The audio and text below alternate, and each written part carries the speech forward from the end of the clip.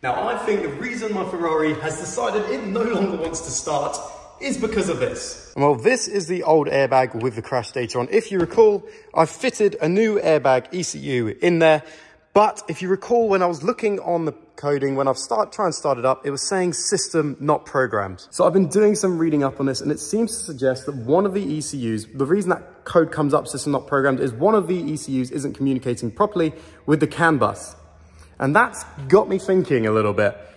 This airbag ECU I've put in, I actually haven't had programmed. So it's quite possible that after taking out the battery and letting it reset itself, it doesn't recognize the new airbag ECU.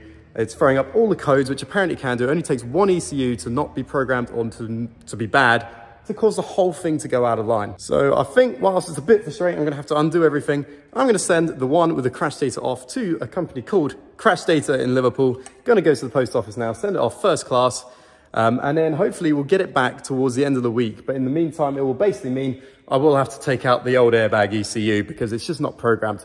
And I've got a feeling once this comes back without the crash data on, we can plug it back in. It's already synced to the CAN bus or to the car, and we should be able to get it started. So that's my thinking anyway. But yeah, wonder if it'll work. We'll see. So with the airbag posted, we'd have to see later on in the video if this would fix our immobiliser issue. But for now, we can move on. And so with that now off to crash data, we've got our next bit, which, as I mentioned in the previous episode, I'm going to be painting the bumper and bonnet myself. Now, the plan is obviously to start on the bumper because that's going to be easier. But in the meantime, I have sourced the paint with the correct paint code. And rather than last time when I got the cheap paint, I paid for the nicer stuff, let's say. And so, in here, wow, oh wow, it's been knocked about a bit. Let's have a look. I've got a couple of cans just to touch up, but don't worry, that's just for mere touch-up bits. You remember like the A-pillar, for instance, it's just a little bit scuffed on there, so that's just for like some touch-up work. And I also have this, which is our 2K, is it the thinner or the hardener? I can't even remember now. Oh no, so it's our 2K clear coat, so that's for our actual lacquer.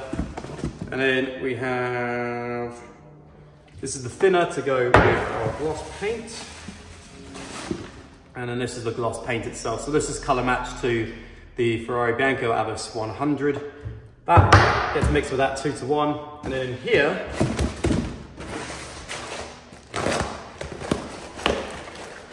that's all this separately. It's the separate packaging. Oh gosh. We have the hardener here, which is going to be for our lacquer. So basically we've got thinner and gloss, and then we've got lacquer and hardener. Seems simple, right? No, not at all. Removing the bumper is of course pretty simple. I just need to remove the wheels to expose the screws holding the bumper to the wings, and then at the end undo the bolts attaching it to the crash bar.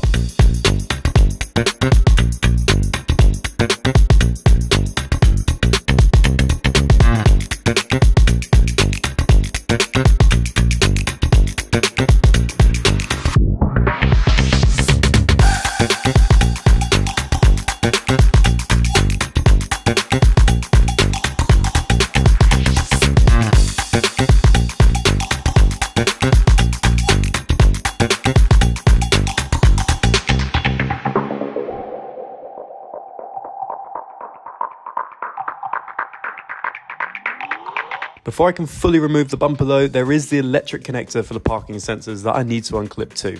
Okay, so the bumper is now off the car, and there's just a couple of bits that need prepping. On the whole, it's pretty good. These are kind of just surface marks, if that makes sense. They're not actually engraved. This one is though. So I need to touch this bit up here. It's all of this sort of red bit. Need to work on that. Other than that, again, all the way along, it's actually, you know, it's not engraved at all. So all this feels completely smooth. Again, all smooth, all smooth. Look, it has been prepped previously, but then it was sort of warehouse stored. So I just think some of it will need a bit of TLC. Again, see, this has been prepared. It's beautifully smooth. But then the only other bit is this bit here. Again, that's not smooth. That you can hear it's rubbing on it there. So we got that piece there. And this bit here that we need to touch up, sand down, etc., and just prep a little bit. And of course there is the underside that just needs a light sanding. Again, well, actually that one's not a good example. That probably needs a bit of work, but it's generally soft to touch. But this is also going to be under the car, so I'm not so worried about it. But the other thing was the grills. Now, if I showed you on the DB11, they actually painted the grills green, and I think I prefer that. I love it how it's all one color rather than silver.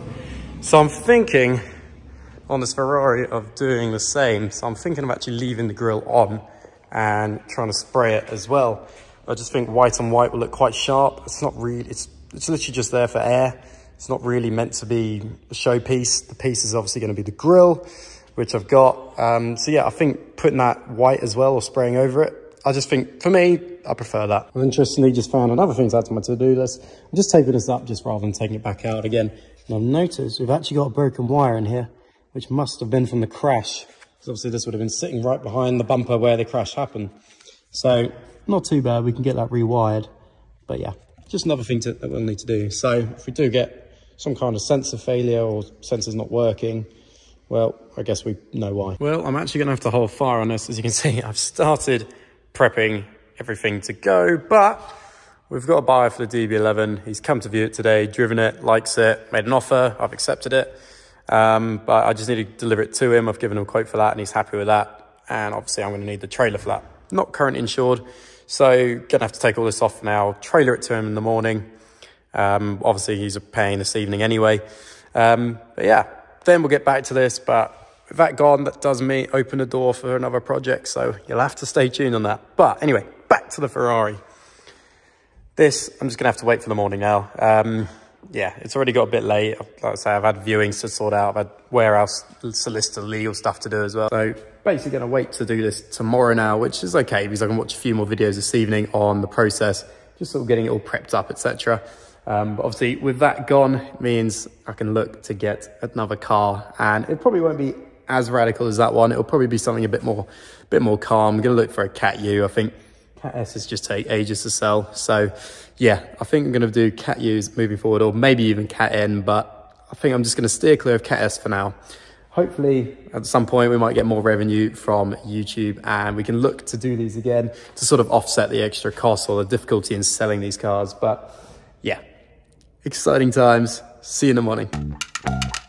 Next up for the bumper was to fill in those bad marks. On this side, I actually used more filler than I needed, and it did make the sanding process take a bit longer. I am learning less is sometimes best when it comes to filler work. The other side was much better though, but ultimately both sides will sand back absolutely fine to give the desired smooth surface we want for it.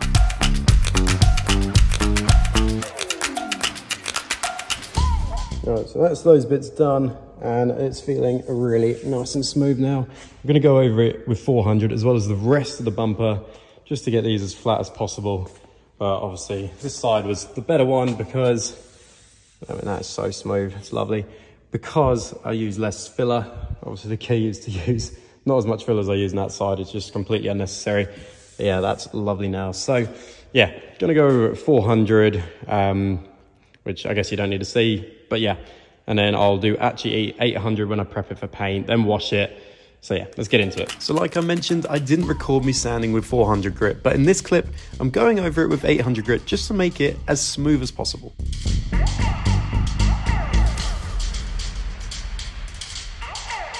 Okay, so that's all done now. We've got nice, smooth bumper. Now, the reason for doing this, I'm told, obviously we'll clean it all off, but sanding down the primer makes it easier for the paint to sort of bond to the primer, I suppose. That's what I've been told anyway in the videos I've watched.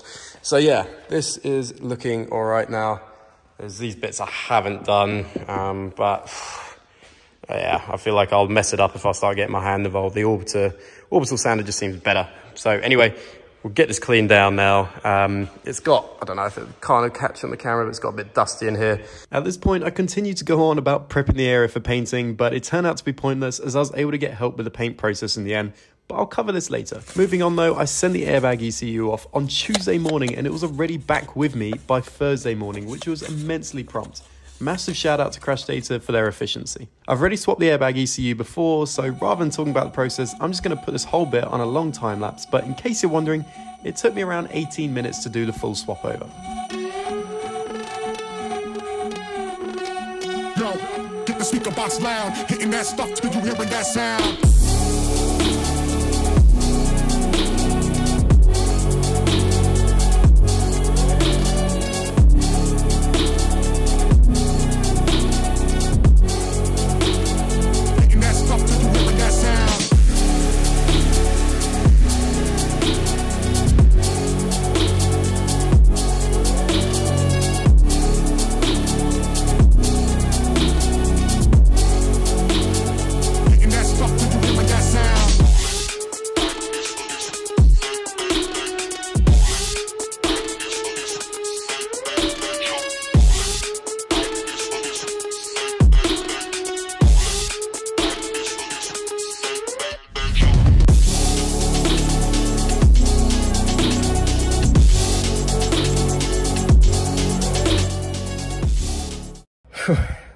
Definitely a lot quicker once you know what you're doing. But yeah, I'm gonna let it sit overnight, let it reset and charge the battery up overnight, and then we'll test it tomorrow, and fingers crossed we've got the solution. All right, well, new day here. It is now actually Friday. It's also the afternoon because there's just so much going on in the background. The Range Rover's gone, the Range Rover Sport, the Aston's gone, and they just took up so much time. The Range Rover guy had a guy come in to spec the car. That took most of the day. He came initially at 9:30, didn't go till 4.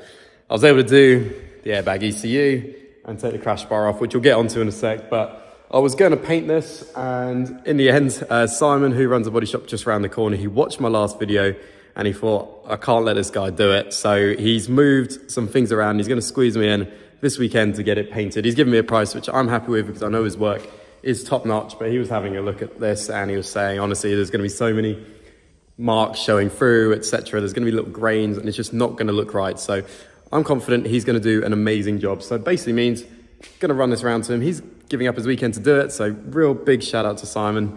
And then also the bonnet. So I need to get that all disconnected. He doesn't have space to actually just have the car over there. So the bonnet has to come off, which means I have to disconnect the water, the sort of hose, the jet washers, etc.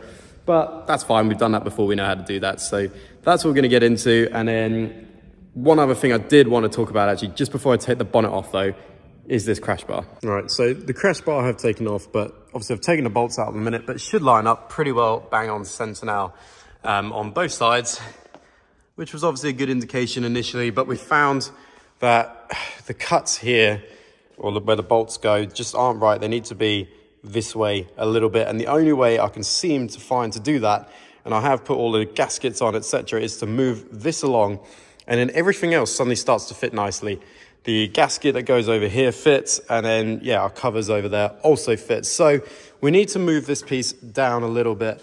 And if I remember the mark, there you go. And, well, I have taken the bracket off, so you just have to take my word for this. But, as you can see, basically, if we can get over, we'll just extend the hole on the actual crash bar, so make this piece fit, then we'll be okay. The issue is we don't have enough adjustment from the currently drilled holes. So we're just going to make these holes a little bigger, and then our bonnet should line up absolutely fine. So that's what we're going to do. But anyway, I just want to show you that before I took the bonnet off, because yeah, this will come down on a much better plane now, sort of nearer the middle. But yeah, that's what we've got to get into. Got to get it over to him today. So going to run the bumper around, and then we're going to get on with this bonnet. So what did you do on your Friday? Well, I carried body parts to a body shop from a Ferrari. It's not a standard Friday, is it really? See you in a sec. Next up is the bonnet, which I've got to split down. First up is the bonnet latch, followed by the grills, then heat shield. I then disconnected the washer jet supply before using my forklift again to safely remove the bonnet from the car.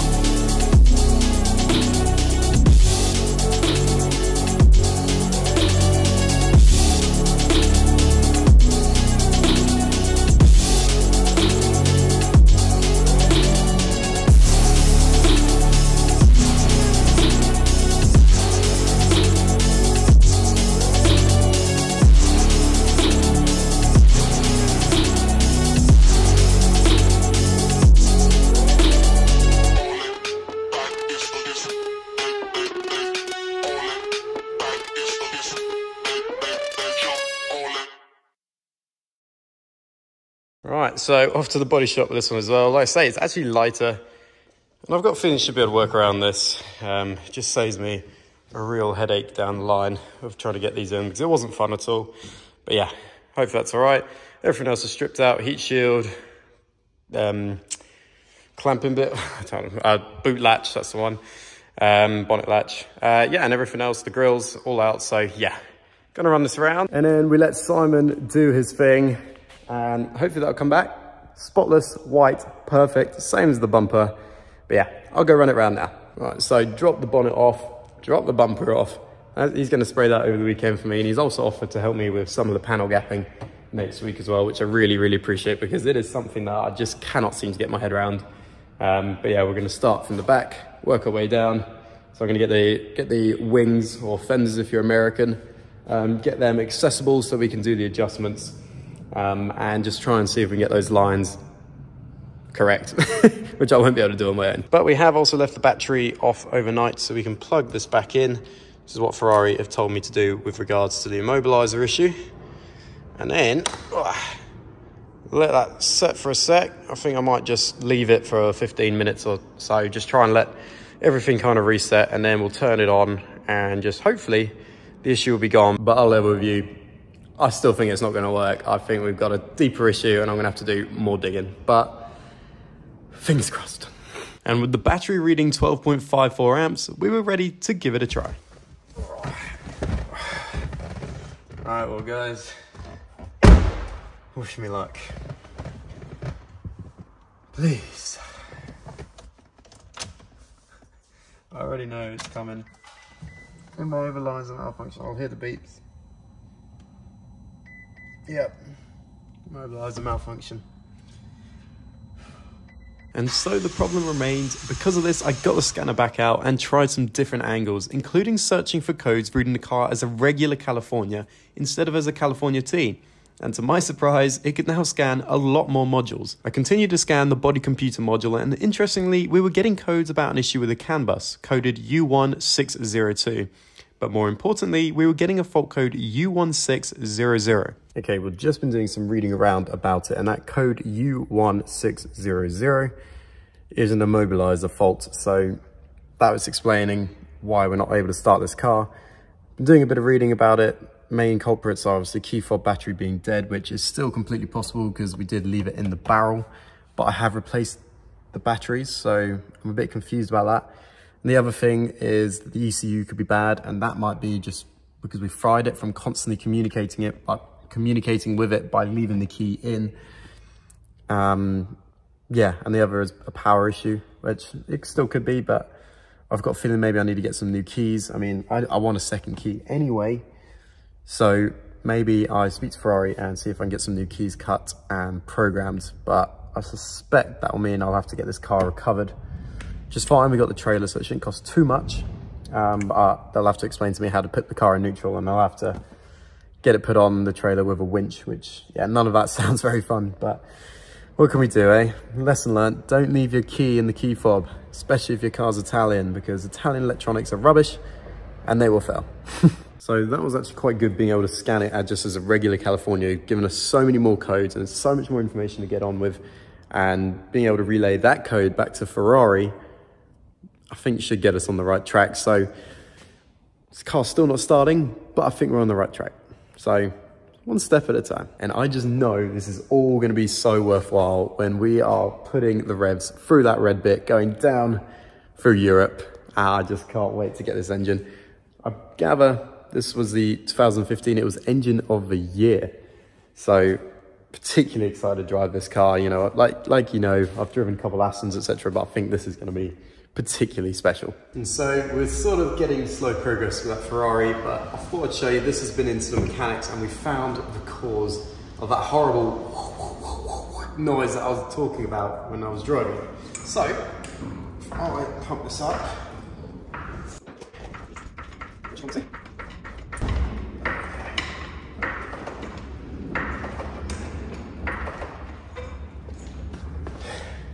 Watch this.